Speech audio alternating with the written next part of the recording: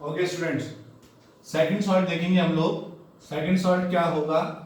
पहला सॉल्ट आपको मैंने अपने पहले वीडियो में बता दिया है। सेकंड सॉल्ट हमारा है बेकिंग सोडा। ठीक है, बेकिंग सोडा का फॉर्मूला क्या होता है? हमारा NaHCO3, जिसको हम क्या बोलते हैं? Sodium hydrogen carbonate. ठीक है, बेकिंग सोडा काफी इंपॉर्टेंट टॉपिक है क्लास 10 के हिसाब से, तो आप इसको थोड़ा ढंग से सुनिएगा। ठीक है, देखिए किस तरीके से प्रिपेयर कर सकते हैं। इसमें भी हमें सबसे पहले एक चीज चाहिए होगी, ब्राइन सॉल्यूशन। तो ब्राइन सॉल्यूशन के बारे में मैंने बताया कि जैसा कि आप सॉल्ट प्लस वाटर लेंगे तो उसे हम ब्राइन सॉल्यूशन बोलते हैं।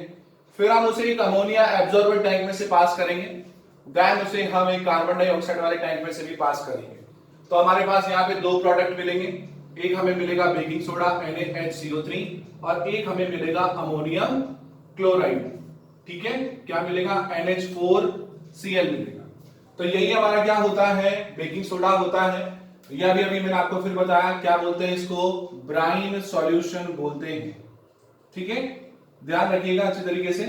आगे अब एक जो टॉपिक है इसमें छोटा सा, वो क्या पूछ रहा है कि हीटिंग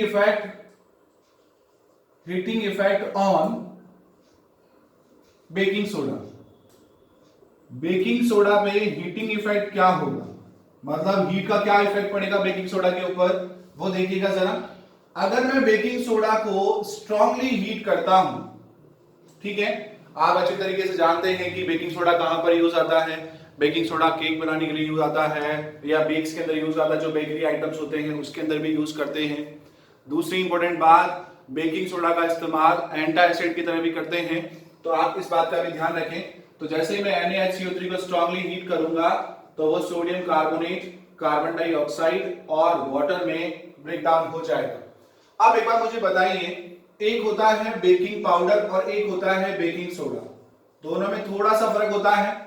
एक बार आप इसको ढंग से सुनिएगा। बेकिंग पाउडर क्या होता है कि आपने जो NaHCO3 लिया है उसको आप एसिडिफाइड कर लीजिए।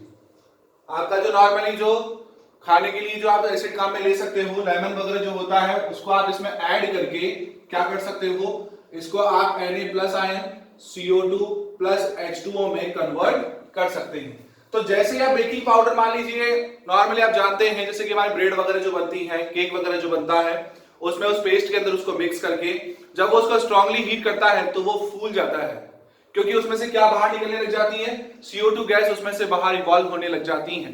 ठीक है, तो इन बातों का आपको स्पेशली ध्यान रखना बेटा। अब एक्चुअल में बेकिंग सोडा किस किस तरीके से काम में आता है वो देखेंगे हम लोग, या इसका यूज कैसे कर सकता हूं मैं वो देखिएगा आप लोग कैसे यूज करते हैं।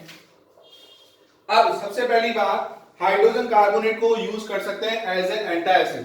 ध्यान से सुने आप लोग, क्या कहना चाह रहा हूं मैं, यूजेस क्या क्या है बेकिंग सोडा के। तो सबसे पहली बात यह है कि फर्स्ट नंबर पे यूज्ड एज एंटासिड। ठीक है, ये क्वेश्चन कई बार पूछा जा चुका है कि बेकिंग सोडा का इस्तेमाल एंटी एसिड के लिए क्यों करते हैं, या एंटी एसिड के लिए क्यों यूज करते हैं। तो एंटी एसिड का मतलब क्या है? जैसे एंटीवायरस, मतलब वायरस के अगेंस्ट चलने वाला। एंटी एसिड दैट्स मींस जो एसिड के अगेंस्ट चल सकता हूं। तो मैंने क्या किया, जैसे मान लीजिए हमारे स्टमक के अंदर क्या सीक्रेट होता है, तो स्टमक के अंदर हमारे HCl होता है। कई बार एसिडिटी ज्यादा हो जाती है, क्या ज्यादा हो जाती है? एसिडिटी ज्यादा हो जाती है, तो आप baking soda overall as a use कर सकते हैं। तो क्या होगा, NaCl बाहर आ जाएगा, H2O बाहर आ जाएगा और CO2 गैस रिमूव हो जाएगी। तो इसने क्या किया, एसिड को न्यूट्रलाइज कर दिया। ठीक है, दूसरा यूज आप जो कर सकते हैं, use as fire extinguisher. Fire extinguisher की तरह भी आप इसका यूज कर सकते हैं। ठीक है, इस बात का आप ध्यान रखिएगा। कैसे? जैसे मैं आपको एक नॉर्मल एक बात बताता हूं, टैंक कैसा होता है, आपने फायर एक्सटिंग्विशर का देखा होगा। ठीक है, फायर एक्सटिंग्विशर में इस तरीके से आपका एक टैंक बना हुआ होता है, उसके यहाँ पे एक क्लिप लगी हुई होती है और यहां से गैस रिमूव करने के लिए होता है। तो जस्ट यहाँ पे एक पाउच लगा हुआ रहता है, वो किसका होता है? वो NaHCO3 का होता है। और इसके अंदर कौन सा एसिड फिल होता है? आपका जो भी स्ट्रॉन्ग एसिड होगा वो इसमें फिल कर दिया जाता है, लेकिन वो हमेशा डिप नहीं रहता है। तो आप जब भी इसको यूज कर रहे होते हैं उससे पहले आप उसको क्या करते हैं? शेक करते हैं। शेक क्यों करते हैं? क्योंकि शेक करने से क्या होगा, नॉर्मली यहां से CO2 गैस बाहर निकलेगी ठीक है, जैसे ये चीज में मिक्स हो जाएगी तो क्या बनेगा आपके NaCl और वाटर तो इसी में रह जाएगा, और CO2 गैस जैसे ही आप बाहर निकालेंगे तो वो फायर को कंट्रोल करने के लिए काम में ली जा सकती है। तीसरा इसका सबसे इंपॉर्टेंट यूज कहां पे होता है, used in cakes and bakes. ठीक है, इन चीजों में भी मैं क्या कर सकता हूं, इनका इस्तेमाल कर सकता हूं। तो हमारा दूसरा सबसे इंपॉर्टेंट सॉल्ट यही है बच्चों, ये बेकिंग सोडा। देखो यहां से 2 क्वेश्चन बन सकते हैं, एंटासिड की तरह यूज क्यों करते हैं, तो मैंने आप लोगों को बताया कि भाई मैं इसलिए इसका इस्तेमाल कर सकता हूं क्योंकि जब भी मैं इसको स्टमक में यूज करूंगा तो ये CO2 गैस का इवॉल्व करेगा। ठीक है, उसके अलावा आप एक बात और जान लीजिए कि इसको प्रिपेयर कैसे करते हैं। क्वेश्चन आपको कैसे भी बना के पूछ सकता है, इसलिए आपको अच्छी तरीके से पता होना चाहिए। ओके, नेक्स्ट देखिए टॉपिक, आगे का टॉपिक देखिएगा बच्चों किस तरीके से होगा।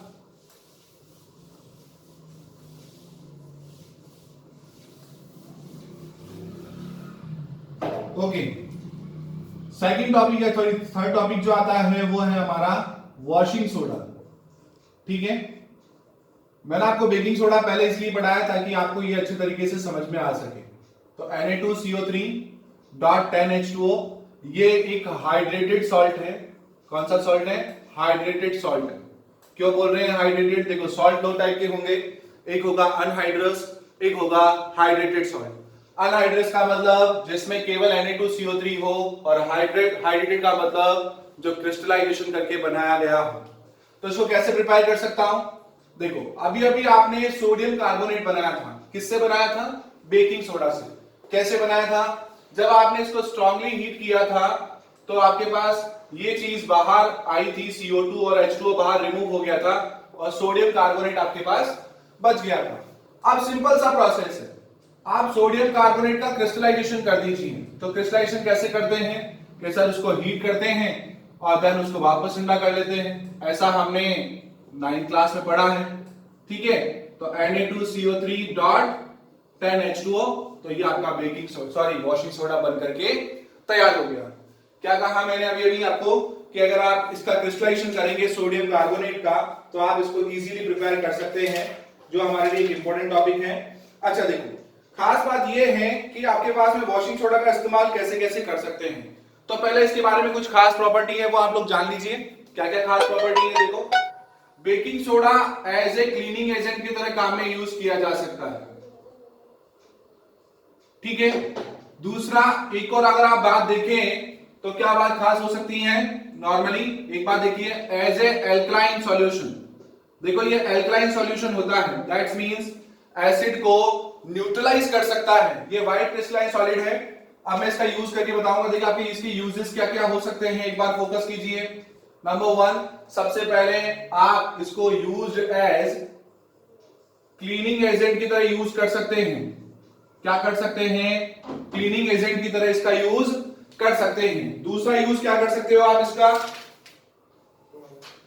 दूसरा यूज क्या हो सकता है, देखिएगा ढंग से, removing permanent hardness of water. Water की परमानेंट हार्डनेस को रिमूव करने के लिए भी काम में लिया जा सकता है। ठीक है, आगे की बात देखिएगा नेक्स्ट। अब आपके दिमाग में क्वेश्चन जनरेट हुआ होगा कि वाटर की परमानेंट हार्डनेस किसको बोलते हैं। बेटा प्लीज इसको बात ढंग से सुनिएगा। वाटर की परमानेंट हार्डनेस का मतलब ये होता है जिस वाटर में, जो भी आपके पास वाटर है, देखो वाटर 2 तरीके से लिया जा सकता है, सॉफ्ट वाटर और हार्ड वाटर।